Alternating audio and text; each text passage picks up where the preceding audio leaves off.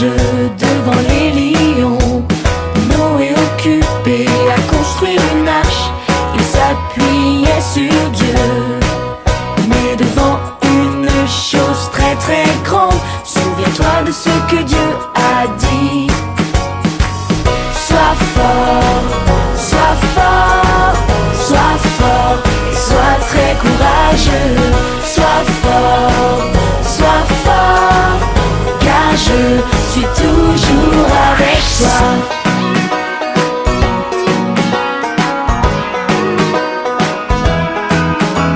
Esther s'est tenue devant le roi. Joseph trahi et vendu comme esclave. David courageux affronta Goliath. Il s'appuyait sur Dieu.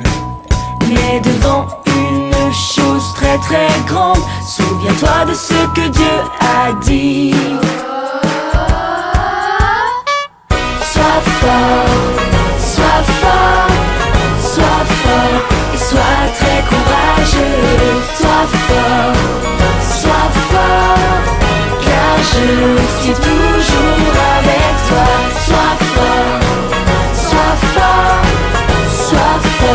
et sois très courageux. Sois fort, car je suis toujours avec toi. Sois fort, car je suis toujours avec toi. Sois fort, car je suis toujours avec toi. Sois fort, car je suis toujours avec toi. Bonjour à tous, bien-aimés frères et sœurs, amis visiteurs. Quelle joie encore ce matin de nous retrouver pour pouvoir ensemble apporter à notre Dieu toute la louange qui lui revient, l'adoration. Nous avons un Dieu extraordinaire, nous avons un Dieu merveilleux.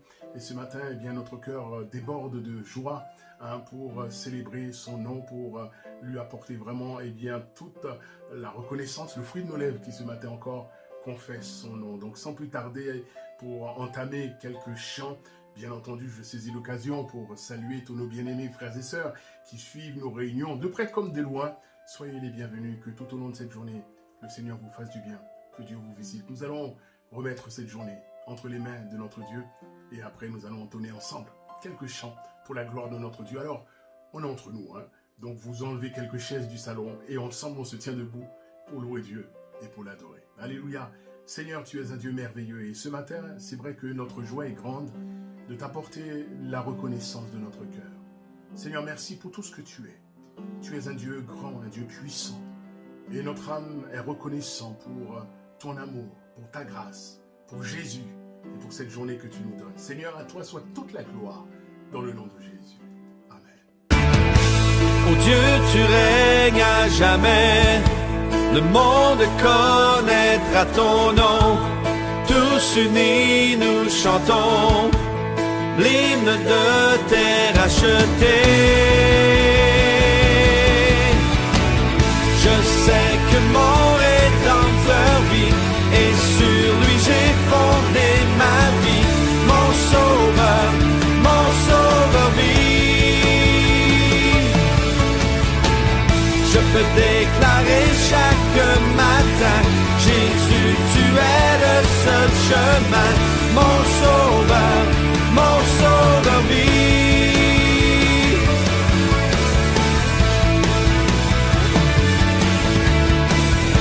Le roi des rois vint du ciel et tout l'enfer tremble à son nom. Victorieux, éternel, est le chant des rachetés.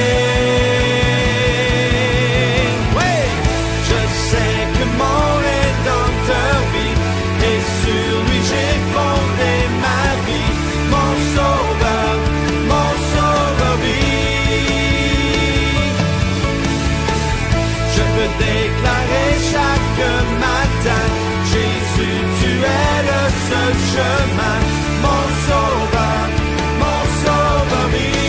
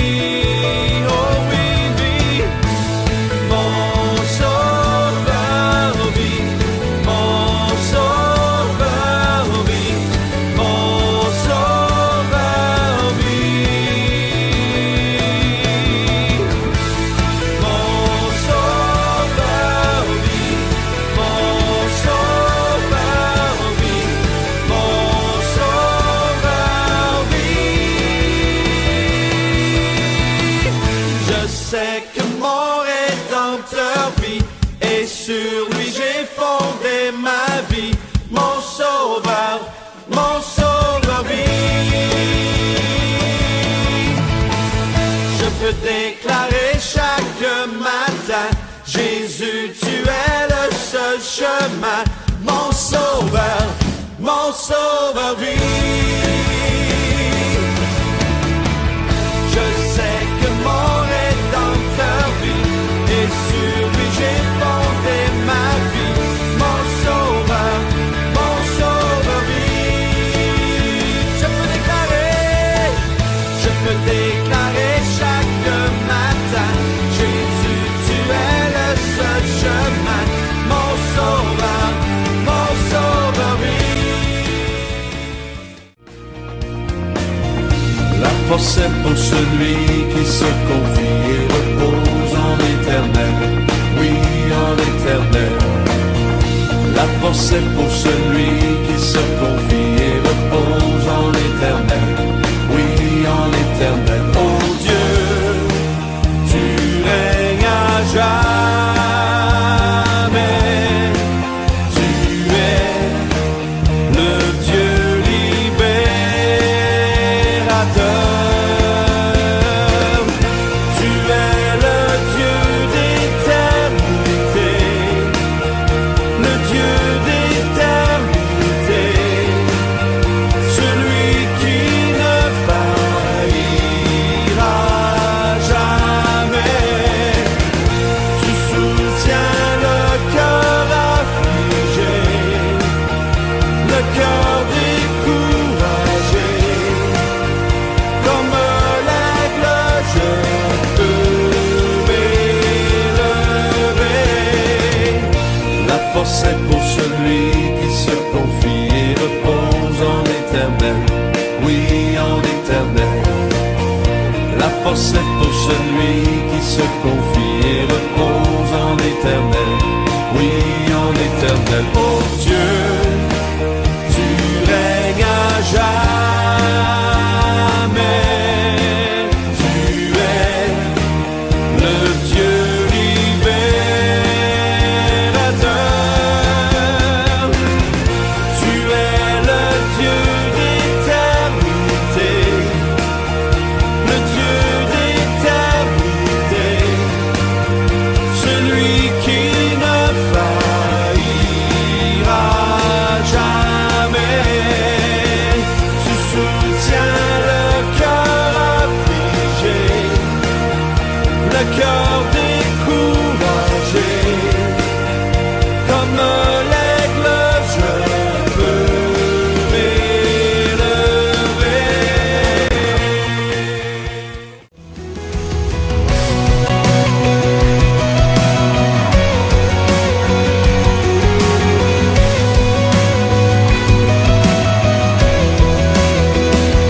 Dieu est puissant, il est juste et grand, il peut tout accomplir. Plus grand que nos pensées, plus grand que nos désirs, il a fait de grandes choses. Élevé, il a vaincu la mort. Oui, il vit, mon Dieu est puissant. En son nom, j'ai la victoire. Le Seigneur, mon Dieu est puissant.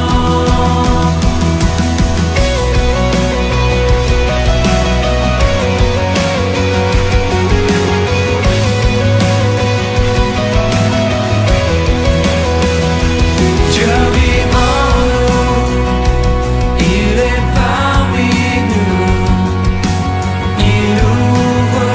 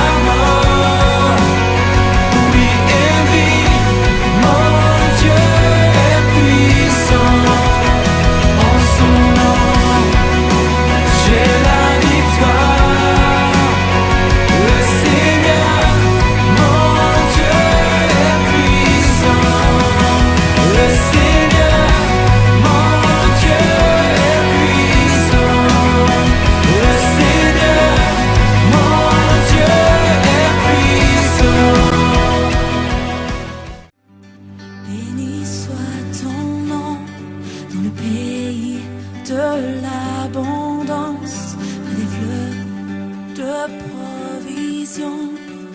Béni soit ton nom. Béni soit ton nom. Quand je marche dans le lieu désert, même dans la désolation, béni soit ton nom. Pour toutes tes bénédictions, je te louerai. Quand les ténèbres se dressent contre moi, je redirai. Béni soit ton nom.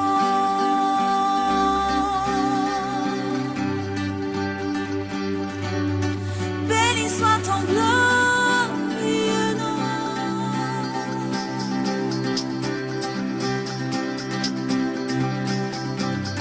Béni soit ton nom. Quand le soleil brille sur moi, quand le monde tourne comme il se doit, béni soit ton nom.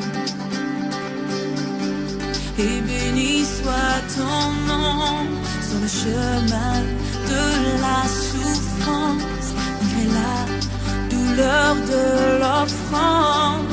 Béni soit ton nom. Pour toutes tes bénédictions, je te louerai. Quand les ténèbres se dressent contre moi, je redirai. Béni soit le nom du Seigneur. Béni soit ton nom. Béni soit le nom du Seigneur. Béni soit ton glorieux nom. Béni soit le nom du Seigneur. Béni soit ton nom. Béni soit le nom du Seigneur.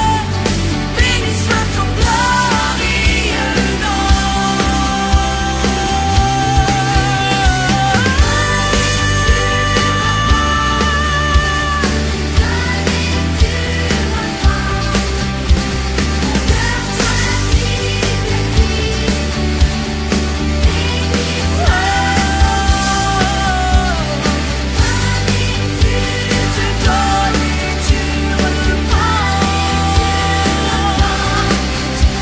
Mon cœur choisit de dire, béni soit ton nom.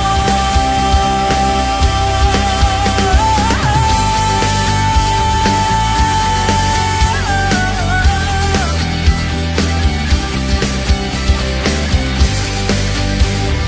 nom.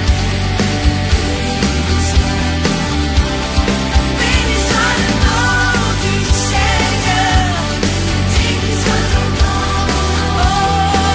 nom. Béni soit le nom du Seigneur. Béni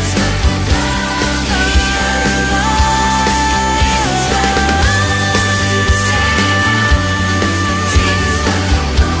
Béni soit le nom du Seigneur. Béni soit ton glorieux nom.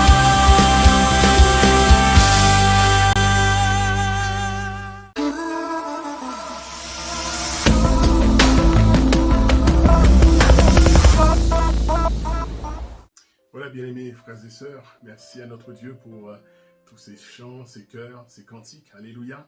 Nous allons ensemble partager ce temps de la Sainte Seine, ce temps du repas du Seigneur, bien entendu, au travers de ces symboles que vous avez préparés chez vous, hein, au travers de ces deux espèces, le pain, symbole du corps du Christ, le corps de Jésus, meurtri pour nous, et le vin, symbole du sang de Jésus qui a coulé pour que nos péchés soient lavés. Voilà, dans l'évangile de Matthieu, au chapitre 26 et au verset 26, c'est Christ lui-même qui va instituer ce que nous allons faire, ces moments.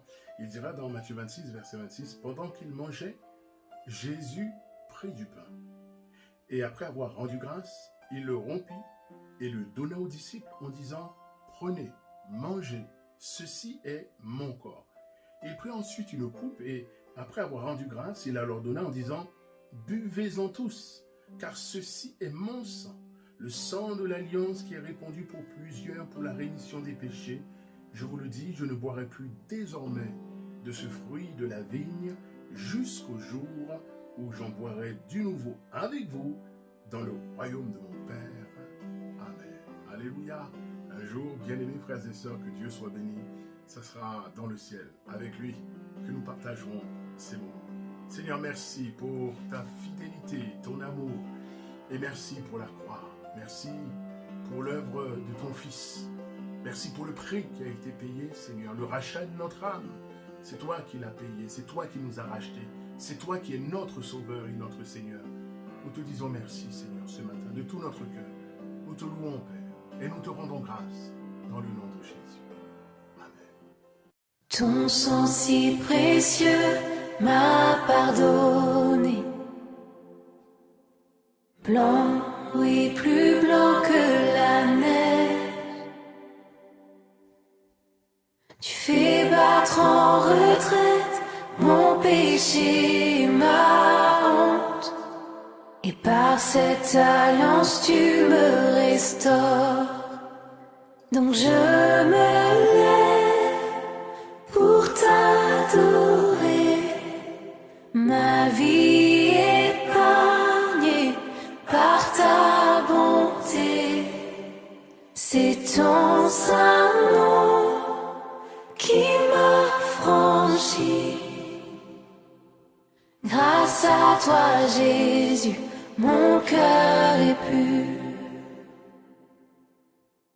Affermis mon cœur dans ta présence. Rends-moi la joie de ton salut. Attire-moi près de toi et sanctifie ma vie. Et ton esprit fait toutes choses nouvelles. Donc je me lève pour t'adorer. Ma vie épargnée par ta bonté. C'est ton saint nom qui m'a franchi. Grâce à toi, Jésus, mon cœur est pur. Donc je me lève pour t'adorer. Ma vie épargnée par ta bonté. C'est ton saint nom qui m'a franchi.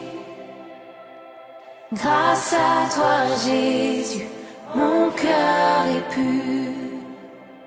Grâce à toi, Jésus, mon cœur est pur.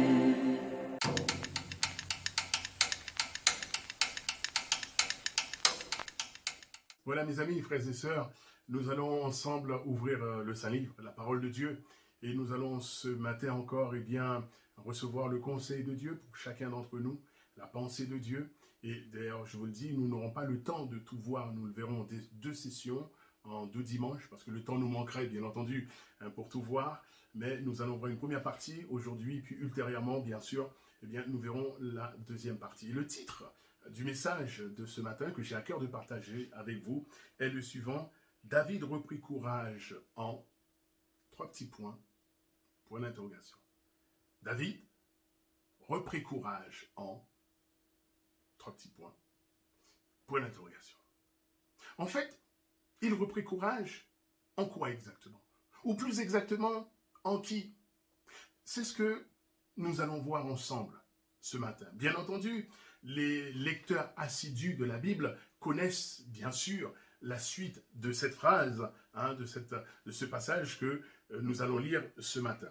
Ce matin, mes amis, j'aimerais vous parler du découragement et de l'encouragement, ou plus exactement, des moyens que Dieu nous donne, des moyens que Dieu met à notre disposition pour nous encourager et nous fortifier.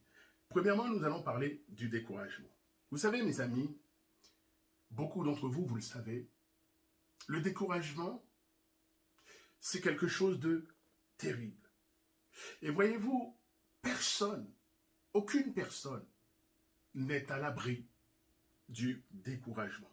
Et d'ailleurs, nous voyons que dans la parole de Dieu, même les hommes les plus remarquables ont connu des phases, des moments de découragement, sont passés par des moments de découragement. Nous avons un exemple flagrant, entre autres, il y a d'autres exemples, mais nous avons un exemple flagrant dans la personne du prophète Élie. Élie est celui qui a connu un moment fort, un moment où il a pu affronter les 400 prophètes de Baal, les 450 prophètes de Baal et les 400 prophètes d'Astarté. Et Élie est cet homme qui a su tenir tête à un roi inique, le roi Akab. Élie est cet homme qui a vu le feu descendre du ciel pour embraser l'Holocauste. On peut dire qu'à ce moment-là, Élie était sur les hauteurs spirituelles. Élie était effectivement, dans ces moments-là, sur les hauteurs de la foi. Et quelque temps après, ce même Élie va passer par une phase de découragement et voire même de dépression.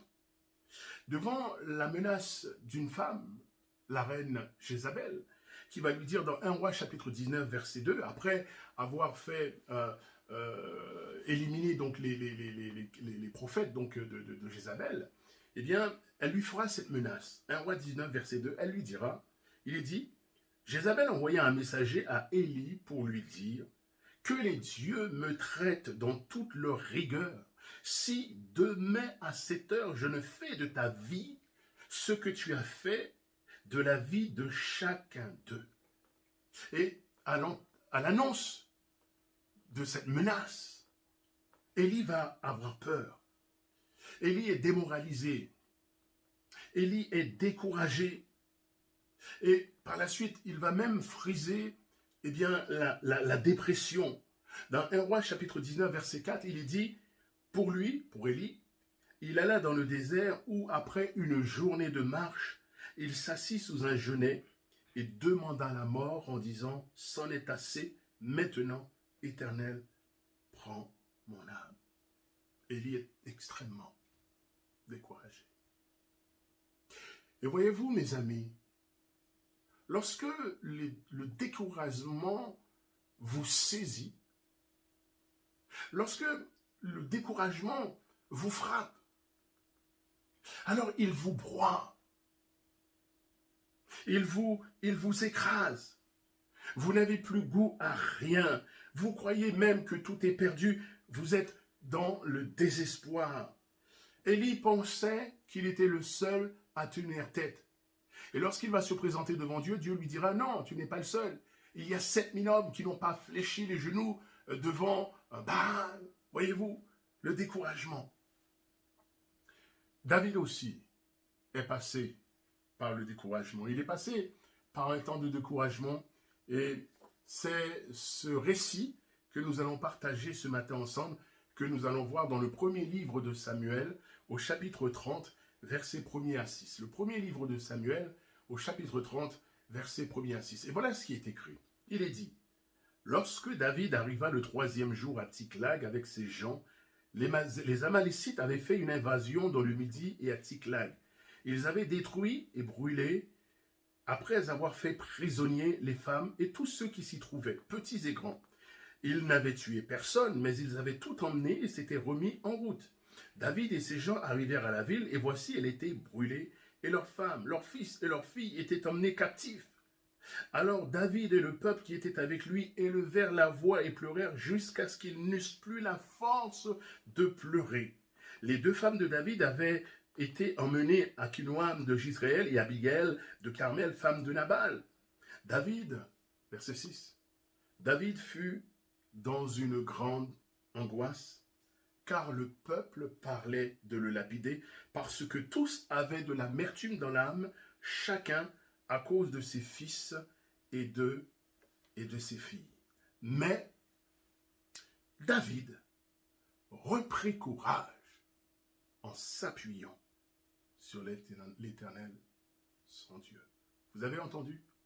David reprit courage en s'appuyant sur l'Éternel, son Dieu. Père Céleste, nous te bénissons pour ta parole Et ce matin encore, nous avons besoin de l'aide de ton esprit, afin que notre intelligence soit renouvelée par elle, que ton esprit encore, ce matin, puisse imprégner ta parole dans nos cœurs, et que mon Dieu, ce matin, tu visites les cœurs. Vraiment, je prie dans le nom de Jésus que tous ceux qui, ce matin-là, sont derrière leur écran et écoutent ta parole, qu'ils soient visités par toi. Et que peut-être ceux ou celles qui sont fatigués, découragés, Seigneur, soient fortifiés par toi. Te demandons cela, mon Dieu, mon Père, au nom puissant de Jésus. Amen. David reprit courage en s'appuyant sur l'Éternel, son Dieu. Mes amis, je trouve cette parole extrêmement forte. Et je crois que cette parole, elle est là, mes amis, pour nous dire, chacun d'entre nous, à chacun d'entre nous ce matin, je crois que cette parole, eh bien, elle est là pour nous dire que, quelles que soient les circonstances, quelles que soient les situations, quelles que soient, je dirais même, les difficultés, les épreuves, quelle que soit la peine, quelle que soit l'affliction, cette phrase est là pour nous dire, frères et sœurs, qu'avec Dieu, alléluia, qu'avec notre Dieu, qu'avec Jésus, alors tout est possible. Oui, vous avez bien entendu, mes amis, frères et sœurs. Avec Dieu, tout est possible. Car la Bible nous dit que rien n'est impossible à Dieu. Et le mot-clé est celui-ci, David reprit courage.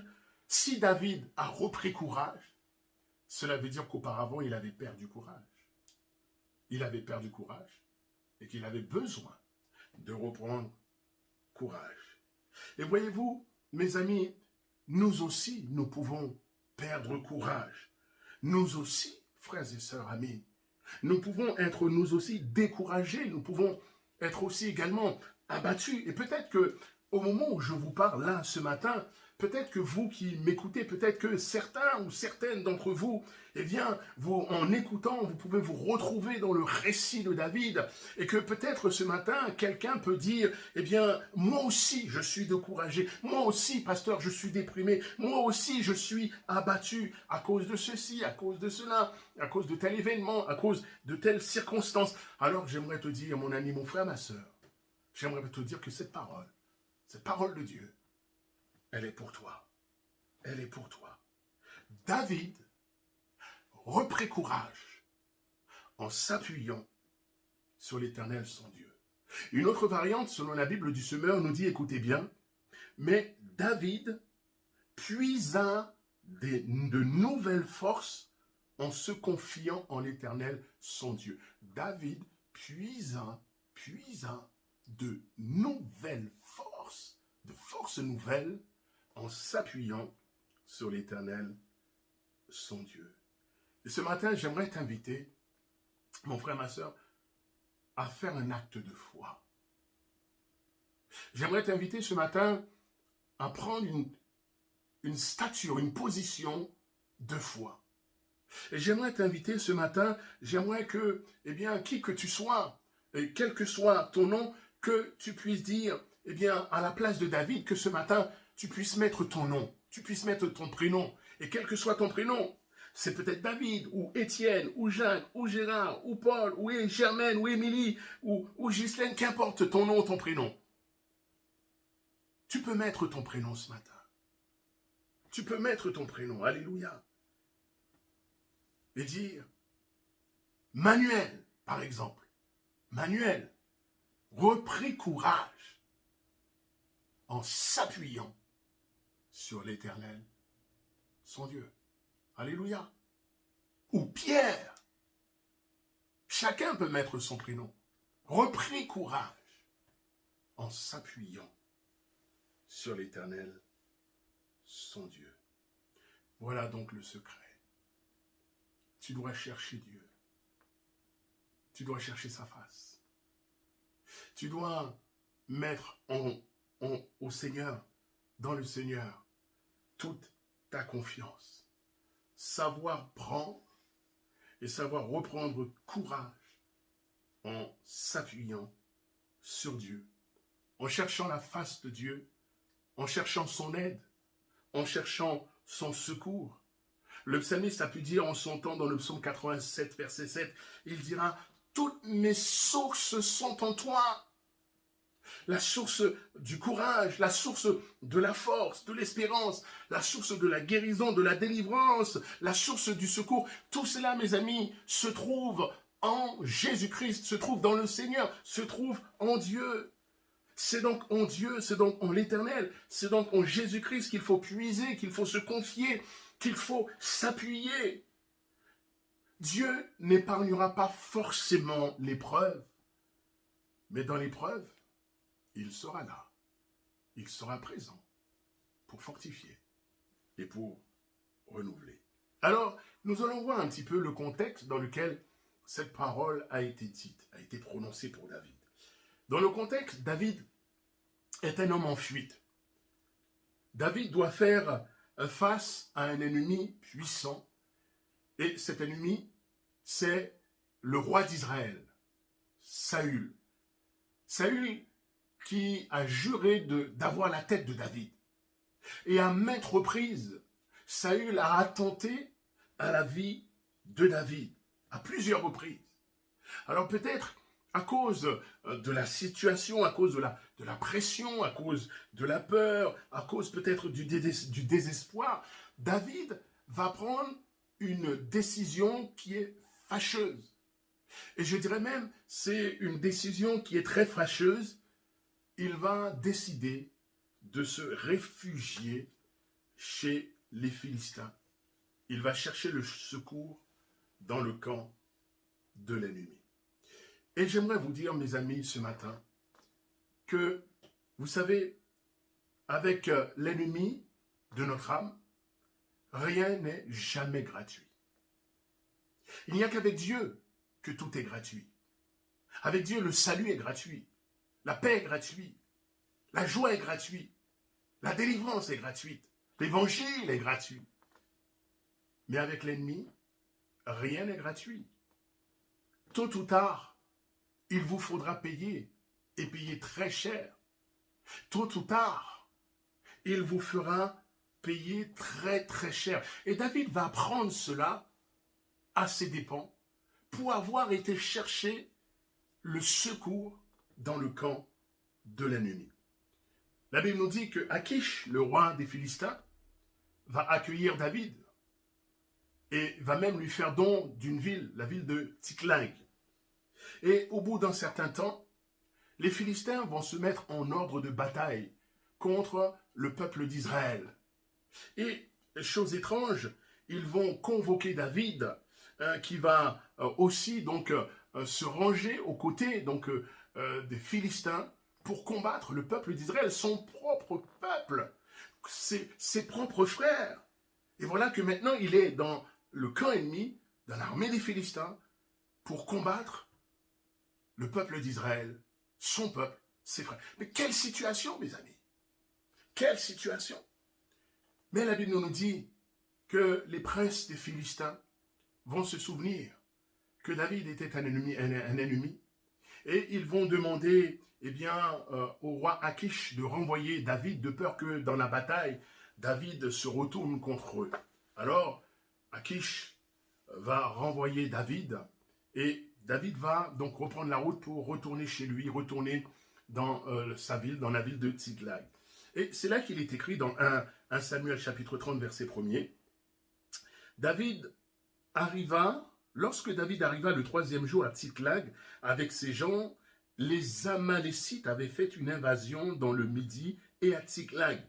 Ils avaient détruit et brûlé Tsiklag après avoir fait prisonniers les femmes et tous ceux qui s'y trouvaient, petits et grands. Ils n'avaient tué personne, mais ils avaient tout emmené et s'étaient remis en route. Donc là, nous voyons que pour David et ses soldats, lorsqu'ils sont arrivés dans leur ville, dans la ville de Tsiklag, ce fut la douche froide. Et ce fut pour eux une grande déception. Pourquoi? Parce que, en leur absence, l'ennemi était passé à Tsiklag. L'ennemi était passé chez eux et il avait tout brûlé, il avait tout ravagé, il avait enlevé en fait tout ce qui leur était cher. Leurs femmes étaient captives de l'ennemi. Leurs enfants, leurs fils et leurs filles étaient captifs de l'ennemi. L'ennemi avait emporté tous leurs biens, leurs camps, leurs maisons étaient détruits, brûlés, ravagés par l'ennemi. Et voyez-vous, mes amis, le choc fut si terrible pour David et pour ses hommes. La souffrance pour eux était tellement grande devant un tel drame, devant un tel malheur, devant une telle désolation. Et ce qui venait de se passer dans cette ville de Tsiklag était tellement atroce, tellement douloureux pour eux, qu'il nous est dit au verset 4, chapitre 30, verset 4, « Alors David et le peuple qui était avec lui élevèrent la voix et pleurèrent jusqu'à ce qu'ils n'eussent plus la force de pleurer. » La Bible du Semeur nous donne cette variante en disant « David et ses compagnons se mirent à crier et à pleurer jusqu'à en être épuisés. » Ils ont crié, ils ont pleuré, jusqu'à ce qu'ils n'aient plus la force et qu'ils en soient épuisés.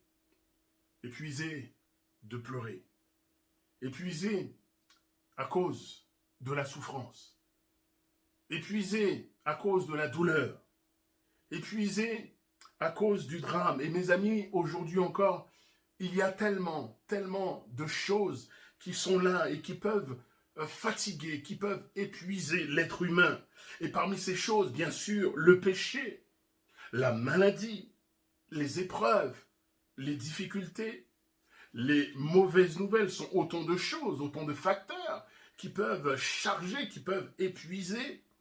Et c'est vrai que, eh bien, Jésus est celui qui a pu dire à tous ceux qui sont fatigués, à tous ceux qui sont chargés, Jésus-Christ, Jésus de Nazareth, dira ces paroles dans l'évangile de Matthieu, au chapitre 11, verset 28, Jésus dira, « Venez à moi, vous tous qui êtes fatigués et chargés, et je vous donnerai du repos.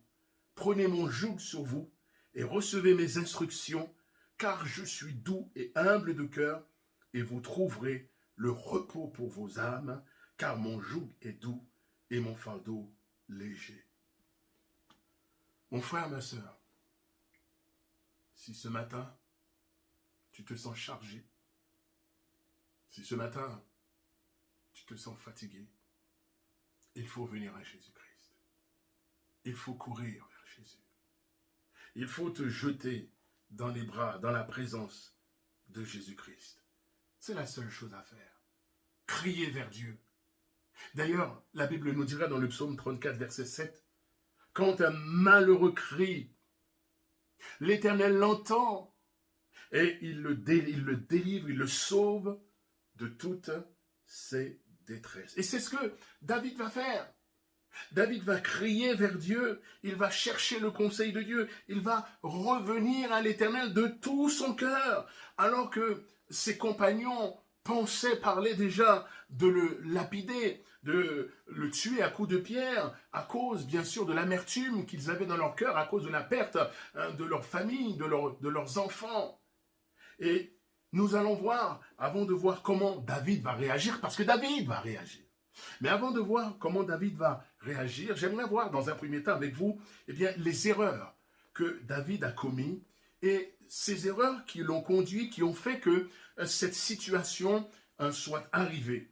Et malheureusement, nous le voyons aujourd'hui encore, beaucoup de chrétiens, beaucoup de chrétiennes, malheureusement, eh bien, commettent aussi ces mêmes erreurs. Alors, nous allons en voir 3. Nous aurions pu en voir d'autres, mais je m'arrête à 3 erreurs que nous pouvons voir décelées dans ce passage. Tout d'abord, la première erreur que David a commise, c'est qu'il n'était pas à son poste. Il n'a pas veillé. En fait, quand l'ennemi est venu chez lui, quand l'ennemi est venu dans sa maison, eh bien, il n'y avait personne pour lui résister. Il n'y avait personne pour le combattre. Il n'y avait personne pour le repousser. Alors, en fait, l'ennemi a trouvé une ville sans défense, sans soldats, sans sentinelles. Alors, il s'en est donné à cœur joie. Le prophète Habakkuk dira, nous avons eu l'occasion de partager cela avec les frères et sœurs lors de la réunion de prière, Habakkuk chapitre 2, verset 1er. Le prophète Habakkuk dira ceci, « J'étais à mon poste et je me tenais sur la tour, je veillais pour voir ce que l'Éternel me dirait. J'étais à mon poste, dira le prophète Habakkuk. Vous savez, mes amis, c'est important d'être à son poste. Si le soldat n'est pas à son poste en temps de guerre, c'est dramatique, c'est le drame. Si une sentinelle n'est pas à son poste, c'est dramatique. Et chacun d'entre nous, mes amis, enrôlés dans l'armée du Seigneur, nous devons être à notre poste. À la maison, nous devons être à nos postes. Mon frère, ma soeur, tu dois être à ton poste à la maison pour savoir ce qui se passe à la maison. Être à ton poste pour ton épouse, pour tes enfants. Veiller sur ce que les enfants regardent, ne pas les laisser livrer à eux-mêmes devant la télé. Être à ton poste à la maison. Être à ton poste dans ton foyer, dans ton couple. Être à ton poste dans l'église, dans le service pour Dieu. Être à ton poste dans la prière. J'ai noté, malheureusement, frères et sœurs, nous constatons aujourd'hui qu'il y a tellement de chrétiens et de chrétiennes qui ne prient plus, qui n'assistent plus aux réunions de prière. C'est dommageable. Tellement de chrétiens et de chrétiennes aujourd'hui qui ne lisent plus leur Bible.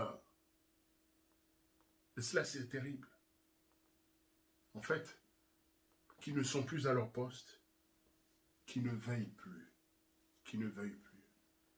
L'apôtre Pierre pourra dire cette mise en garde dans le 1 Pierre, au chapitre 4, verset 8. Première épître de l'apôtre Pierre, chapitre 4, verset 8. Pierre dira, « Soyez sobres, veillez. Votre adversaire, le diable, rôde, cherchant comme un lion, rôde comme un lion rugissant, cherchant qui il dévorera. » Mes amis, frères et sœurs, c'est lui qui est le voleur. Jésus lui-même dira dans Jean chapitre 10, verset 10, « Le voleur ne vient que pour dérober, égorger et détruire. » Et donc, mes amis, frères et sœurs, il faut être à son poste. Il faut être à son poste devant Dieu. Première erreur de David, il n'était pas à son poste. Voyons voir maintenant la deuxième erreur. Deuxième erreur de David, c'est que David va agir sans consulter Dieu. Il va agir sans consulter Dieu, alors que Saül le poursuivait, alors que Saül, effectivement, avait attenté à sa vie. Alors, est-ce à cause de la pression, à cause de la peur, à cause de la difficulté? Alors David va prendre une décision sans chercher le secours de Dieu, sans chercher le conseil de Dieu, et il va décider d'aller se réfugier dans le camp de l'ennemi, chez les Philistins. En fait, il va chercher le secours dans le camp de l'ennemi, plutôt que de chercher le secours en Dieu. 1 Samuel, chapitre 27, verset 1er, il est dit, David dit en lui-même, « Je périrai un jour par la main de Saül, il n'y a rien de mieux pour moi de me réfugier au pays des Philistins, afin que Saül renonce à me chercher encore dans tout le territoire d'Israël, ainsi j'échapperai à sa main. » Et voyez-vous, mes amis, ce qui est étonnant avec David, c'est de voir que dans le passé, à maintes reprises, eh bien, David a pu vivre, David a pu expérimenter le secours de Dieu, l'aide de Dieu, le soutien de Dieu, la protection de Dieu, l'intervention de Dieu. Lorsque David va aller devant pour affronter Goliath, David a été avec sa fronde et avec 5 pierres, et simplement une pierre a été suffisante pour terrasser Goliath. David était confiant en Dieu. Et il a pu voir Dieu agir, intervenir, et mettre aux prises. Toutes les fois que David a cherché Dieu, toutes les fois que David s'était tourné vers Dieu, a placé sa confiance en Dieu, au travers de la prière, il a vu Dieu agir. Il a vu Dieu intervenir. Et là, chose étrange, dans cette situation, que fait David? Il se tourne non pas vers Dieu, mais il se tourne vers lui-même, vers son propre conseil, sa propre sagesse humaine. 1 Samuel 27, 1, il est dit, David dit en lui-même. C'est-à-dire, en fait, il se tourne vers Dieu et non pas, il se tourne vers lui-même et non pas vers Dieu. Il va se laisser diriger par ses émotions, ses sentiments, ses impressions, par la sagesse humaine. Et c'est cela qui va diriger sa vie. Et se tournant vers lui-même, il va arriver à cette conclusion que son seul secours, que la seule solution qui lui reste, c'est de se réfugier dans le camp de l'ennemi. C'est de chercher secours parmi les Philistins. Voyez-vous? Le psalmiste, d'ailleurs lui-même, David, écrira dans le psaume 37, verset 5. Écoutez bien. Recommande ton sort à l'Éternel. Mets en lui ta confiance et il agira. Recommande ton sort à l'Éternel, mets en lui ta confiance. Mon frère, mets en Dieu, mets en Jésus ta confiance. Recommande-lui ton sort, recommande-lui ta situation. Et il y a cette promesse de Dieu et Dieu agira. Alléluia. Il faut, frères et sœurs, il faut apprendre à se confier en Dieu envers et contre tout. Il faut apprendre à se confier en l'Éternel. Je me souviens du témoignage de cette sœur à qui Dieu avait fait une promesse. Et le temps a passé. Et cette sœur me posa cette question. Pasteur, Dieu m'a fait une promesse. Et la promesse ne s'est pas encore accomplie. Est-ce que je dois l'attendre? Et je lui ai répondu, sœur, si Dieu t'a fait une promesse, si tu es convaincu que c'est Dieu qui t'a fait cette promesse, alors attends la promesse. Attends-la. Qu'importe le temps, Dieu accomplit toujours ses promesses. Alléluia. Et la sœur m'a dit, ah, merci, pasteur. Et c'est important, mes amis, frères et sœurs. C'est important de se confier en Dieu. Psaume 3, verset 5, il est dit, confie-toi en l'Éternel de tout ton cœur et ne t'appuie pas sur ta sagesse. Reconnais-le dans toutes tes voies et il aplanira tes sentiers. Donc c'est important de se confier en Dieu envers et contre tout. De chercher Dieu. Ce que David n'a pas fait. Troisième erreur que David a commis. David va se laisser entraîner dans un combat en fait qui n'est pas le sien. Qui n'est pas son combat. Parce que lorsque les Philistins vont se lever pour se mettre en ordre de bataille pour attaquer Israël, et chose étonnante, David est aux côtés des Philistins. Il est aux côtés des Philistins, il est dans l'armée des Philistins, et il marche contre ses frères, contre son peuple. 1 Samuel 29, 1, il est dit, les Philistins rassemblèrent toutes leurs troupes à Aphek, et Israël campa près de la source de Jizréel. Les princes des Philistins s'avançaient avec leurs centaines et leurs milliers, écoutez bien, et David et ses gens marchaient à l'arrière-garde avec Akish. Il était dans l'armée ennemie pour combattre ses frères, pour combattre son frère. J'aimerais vous dire, mes amis, frères et sœurs, ce matin, que l'ennemi essaiera toujours de vous entraîner dans de mauvais combats. Il essaiera toujours de vous entraîner dans de mauvais combats. Et tellement de chrétiens se laissent entraîner dans des mauvais combats. C'est comme ça que parfois on voit des combats entre frères contre frères. Des combats entre sœurs contre sœurs. Des combats en fait du chrétien contre son église, du chrétien contre son pasteur. Des combats entre l'époux et l'épouse, des combats entre les parents contre les enfants, etc., etc. Mes amis, frères et sœurs, tout cela, permettez-moi de vous le dire, ce sont de mauvais combats. Ce sont de mauvais combats. Et les mauvais combats, en fait, ont pour but de nous détourner du véritable combat. Du véritable combat. L'apôtre Paul dira dans l'épître aux Éphésiens au chapitre 6, verset 12, l'apôtre Paul dira « Car nous n'avons pas à lutter contre la chair et le sang, mais contre les dominations, contre les autorités, contre les princes de ce monde de ténèbres, contre les esprits méchants dans les lieux célestes. Paul dira au jeune Timothée, dans 1 Timothée 6, 12, il lui dira « Combat le bon combat de la foi ». Et lorsque l'apôtre Paul lui-même va arriver au soir de sa vie, il dira dans 2 Timothée 4, 7, « J'ai combattu le bon combat, alléluia, j'ai achevé la course et j'ai gardé la foi. » Mes amis, c'est le bon combat de la foi que nous sommes appelés à mener. Le bon combat de la foi. 1 Samuel 34, 30 verset 4, David et tous les soldats qui étaient avec lui élevèrent la voix et pleurèrent jusqu'à ce qu'ils n'eussent plus la force de pleurer. Pourquoi? Parce que l'ennemi était passé à Tsiklag, parce que l'ennemi avait tout pris, tout emporté, tout ravagé, tout détruit.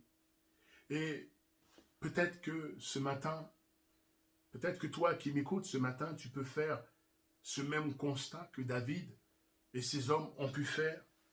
Peut-être que tu es celui ou celle qui ce matin peut faire ce constat quand tu regardes ta vie, quand tu regardes peut-être ton foyer, ton couple, tes enfants, ta santé ou ta situation. Peut-être que ce matin, mon frère, ma soeur, tu es en pleurs. Peut-être que tu es en souffrance parce que l'ennemi est passé par là et qu'il a tout pris, et qu'il a tout emporté, et qu'il a tout détruit. Peut-être qu'il a pris ta liberté, parce que peut-être tu es devenu esclave, esclave du péché, esclave peut-être d'un vice, esclave d'une addiction, peut-être esclave d'une tradition. L'apôtre Pierre dira dans 2 Pierre chapitre 2 verset 19, « Car chacun est esclave de ce qui a triomphé de lui. » Peut-être qu'en faisant le constat ce matin, tu regardes ton couple, tu regardes ton foyer, et tu vois que l'ennemi est passé par là. Car malheureusement, mes amis, frères et sœurs, aujourd'hui, combien de couples, combien de foyers sont au bord de la rupture, sont au bord du précipice. Pourquoi? Parce que l'ennemi a trouvé une faille et qu'il a fait des dégâts terribles dans les cœurs. L'amour s'est tari. C'est la cohabitation qui s'est installée. Christ n'est plus au centre du foyer. Et vous savez, mes amis, si Dieu n'est plus au centre du foyer, si Dieu n'est plus au centre du couple, si Dieu n'est plus au centre du mariage, alors l'amour agapé, l'amour divin, l'amour de Dieu qui permet de dépasser toutes les crises que le foyer peut connaître, si l'amour de Dieu, si Christ n'est plus au centre du foyer, alors l'amour agapé n'y est plus non plus. Et ce saint amour, l'amour divin, vous ne pourrez pas traverser toutes les crises que le foyer, que le couple peut connaître, peut rencontrer. Si Jésus n'est plus au centre, alors mes amis, vous ne tiendrez pas. Vous ne tiendrez pas.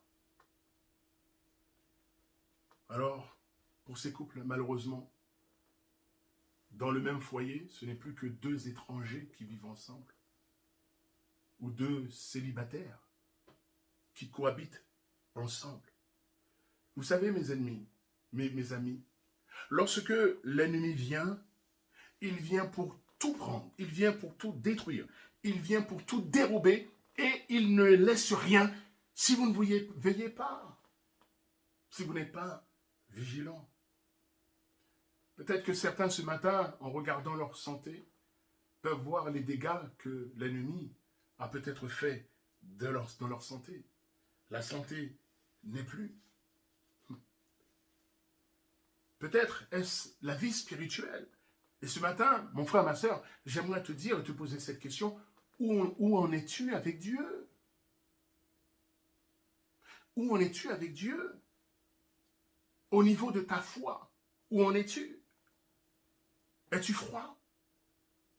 Es-tu tiède? Ou es-tu bouillant? Où en es-tu avec Dieu? Au niveau de ton amour pour le Seigneur Jésus, où en es-tu avec Dieu? Au niveau de ton zèle pour Dieu, où en es-tu? Au niveau de ta paix, la paix de Dieu qui surpasse toute intelligence, qui garde nos cœurs et nos pensées en Jésus-Christ. Au niveau de ta joie, la joie spirituelle de Dieu. Au niveau de ta louange, certains ne louent plus, n'adorent plus. Au niveau de ton chant pour Dieu, ta reconnaissance pour Dieu. Au niveau de la place de la prière dans ta vie. Peut-être que ce matin, tu peux faire ce constat et réaliser, eh bien, qu'il te manque quelque chose, qu'il te manque ces choses précieuses que Dieu t'a donné par grâce. Peut-être que l'ennemi t'a ravi ces choses, certaines de ces choses. Après avoir pleuré, David va réagir. Et c'est ça qui est important. David va réagir. 1 Samuel 30, verset 6. Il est dit, mais David reprit courage en s'appuyant sur l'Éternel, son Dieu. Il dit au sacrificateur Abiathar, fils d'Achimélec, apporte-moi donc l'éphod. Abiathar apporta l'éphod à David, et David consulta l'Éternel en disant, poursuivrai-je ces troupes? L'atteindrai-je? L'Éternel lui répondit, poursuis, car tu atteindras et tu délivreras. Waouh! Alléluia! David va réagir. David ne reste pas dans sa situation, mais il revient vers Dieu de tout son cœur, il cherche Dieu, il remet sa confiance en Dieu, il consulte l'Éternel, il ne se repose plus sur sa sagesse humaine, mais il prie Dieu, il s'appuie sur Dieu, et Dieu lui répond. Alléluia! Parce que Dieu est le Dieu qui répond à la prière. Dieu lui répond, et Dieu lui donne des forces nouvelle. Dieu le conseille. Et ce matin, mon frère, ma sœur, tu peux te relever. J'aimerais te dire ce matin, tu peux te relever en t'appuyant sur l'Éternel, ton Dieu. Tu peux reprendre courage. Tu peux relever ta tête. Tu peux reprendre la route, la marche avec Dieu. Ce matin, mon frère, ma sœur, tu peux reprendre ce qui t'a été volé par l'ennemi, ce qui t'a été dérobé, ce qui t'a été subtilisé. Parce que Jésus-Christ est notre divin David. Alléluia. Jésus-Christ est celui qui a combattu l'ennemi et qui a repris tout ce que l'ennemi nous a volé. Gloire à Dieu. Il est venu pour détruire, nous dit la Bible, les œuvres du diable. Alléluia. Au verset 18 du chapitre 30 du premier livre de Samuel, il est dit, David sauva tout ce que les Amalécites avaient pris, et il délivra aussi ces deux femmes. Il ne leur manqua personne, ni petit, ni grand, ni fils, ni fille, ni aucune autre chose du butin, ni rien de ce qu'on leur avait enlevé. Écoutez bien, David ramena tout. Alléluia. La Bible du Seigneur dit, David récupéra tout ce que les Amalécites avaient pris. Et j'aimerais te dire ce matin, mon frère, ma sœur, aujourd'hui, c'est le temps de la restitution. C'est le temps où l'ennemi de ton âme va rendre tout ce qu'il t'a pris, tout ce qu'il t'a volé, tout ce qu'il t'a subtilisé, dérobé, dans le nom puissant de Jésus-Christ. Alléluia. Et pour cela, mon frère, ma soeur, il faut revenir vers Dieu de tout ton cœur. Il faut chercher Dieu, il faut chercher sa face, il faut mettre pleinement ta confiance en l'Éternel, ton Dieu. Peut-être tu as commis des erreurs. Alors si tu as commis des erreurs, eh bien humilie-toi, demande pardon à Dieu, attache-toi à Dieu, reviens à lui de tout ton cœur, appuie-toi sur l'Éternel, appuie-toi sur sa parole, appuie-toi sur la Bible, parole de Dieu, alléluia. Appuie-toi, sur Jésus-Christ. Mets en lui ta confiance. Appuie-toi sur les promesses de Dieu. Parce que les promesses sont aussi pour toi. Elles sont pour toi. Et tu verras ce que Dieu est capable de faire. Et pour terminer, je dirais que ce matin, l'on puisse dire, un tel, quel que soit ton nom, mon frère, une telle, quel que soit ton nom, ma sœur, et toi, ami, si tu veux confier ta vie au Seigneur, si tu veux t'abandonner, si tu veux qu'il soit ton sauveur, ton secours, alléluia, ta force, alors que ce matin, l'on puisse entendre dire que ce matin, mon frère, ma sœur, toi qui m'écoutes ce matin, quel que soit ton prénom, que ce matin, l'on puisse dire, un tel, une telle, repris courage, en s'appuyant sur l'Éternel, son Dieu. Alléluia. Un tel, une telle. Oh, il y a tellement de prénoms auxquels je pense ce matin. Repris courage, en s'appuyant sur l'Éternel, son Dieu. Sa parole, la Bible, est notre appui. La prière est notre appui. Dieu lui-même est notre appui. Et c'est en l'Éternel que ce matin, mon frère, ma soeur, tu peux retrouver des forces nouvelles. Et tu peux reprendre courage en t'appuyant sur l'Éternel, ton Dieu. Nous allons courber nos fronts et nous allons prier si vous le voulez bien. Seigneur, béni soit ton nom pour ta parole. Merci parce que c'est vrai, comme David, nous pouvons nous appuyer sur toi. Et en nous appuyant sur toi, Seigneur, tu renouvelles nos forces. Tu nous donnes des forces nouvelles. Seigneur, je bénis ton nom et que ce matin, tu visites les maisons, tu visites les familles et que les uns et les autres puissent prendre et reprendre courage en s'appuyant sur l'Éternel leur Dieu, en s'appuyant sur Jésus-Christ, en s'appuyant sur ta parole, en cherchant ta face dans la prière. Seigneur, visite chacun ce matin et que chacun soit renouvelé dans leur force au nom puissant de Jésus. Amen.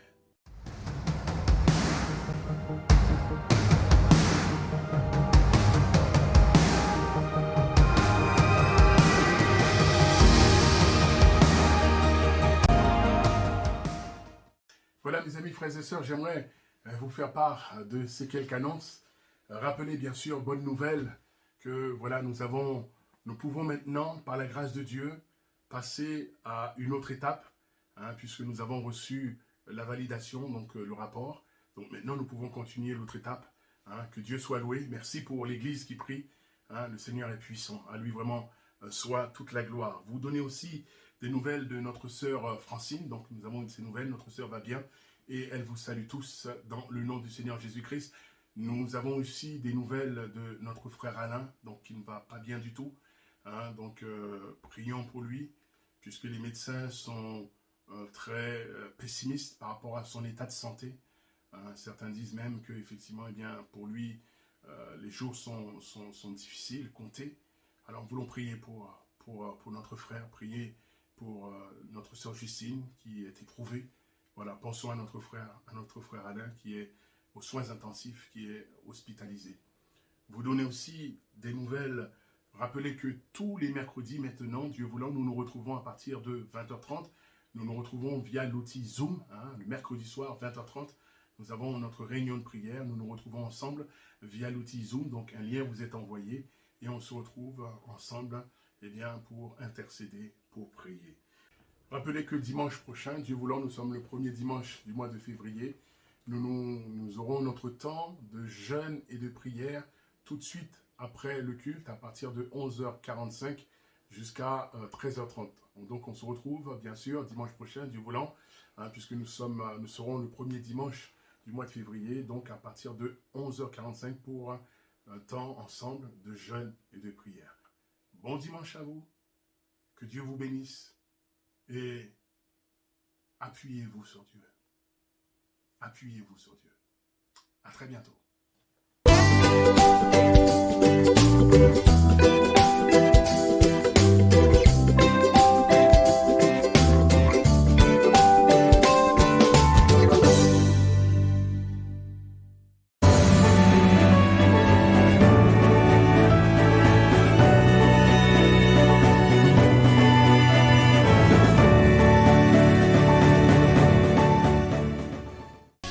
Tu es ma force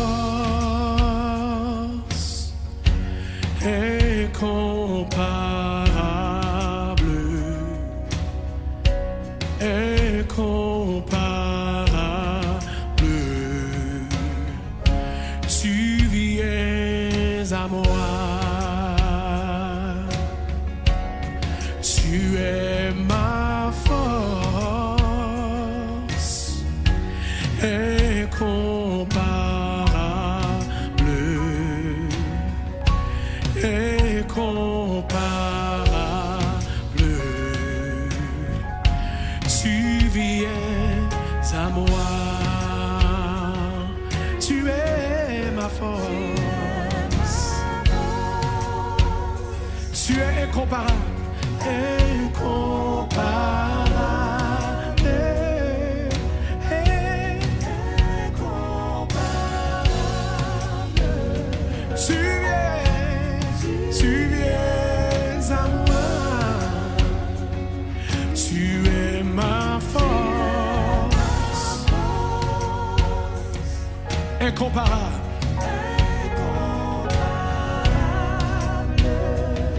Incomparable, tu viens